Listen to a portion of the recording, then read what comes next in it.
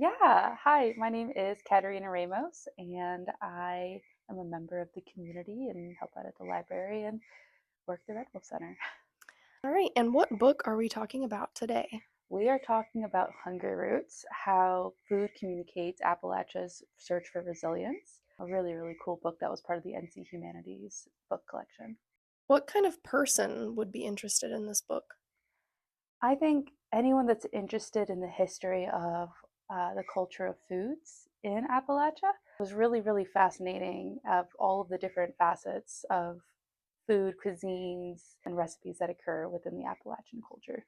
What expectations or assumptions did you initially have about the book based on the cover description, and how were those expectations met or exceeded?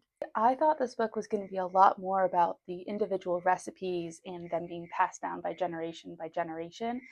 But what was really cool, and I think is possibly even cooler than my original assumption, was that it ended up talking a lot about how different cultures have played into Appalachian cuisine. Not only the indigenous communities, but some of the early settlers, either from Ireland or from Europe, any of those kinds of areas, how that all kind of melded together to create the Appalachian cuisine.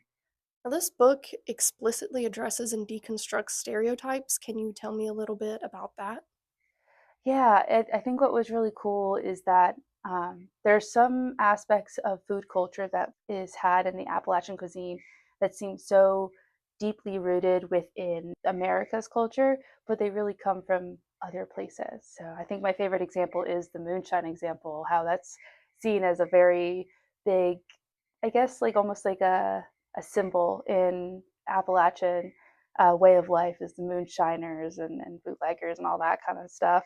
And the reality is that the learning of moonshine came from Ireland, which I was really, really shocked to learn about, and all of that kind of recipe making and development of moonshine truly does come from a completely different place, which I thought was pretty neat. So, did any part of the book, a specific story, recipe, or observation, evoke any strong emotional reactions for you? I hate to just keep on talking about the moonshine.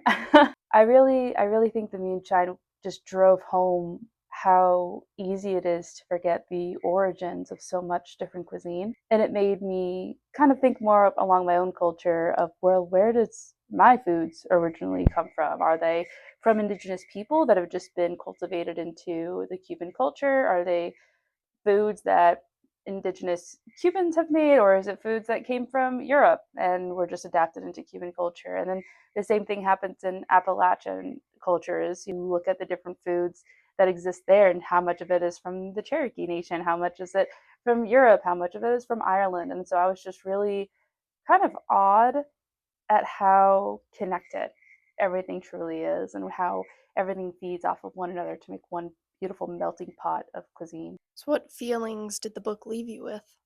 Excitement and a new perspective of how to look at food in different regions of the United States and even the world. So, very excited to continue trying new cuisines and experiencing them and thinking where are their ingredients derived from or their style of preparation derived from. Where can people get this book if they want to read it?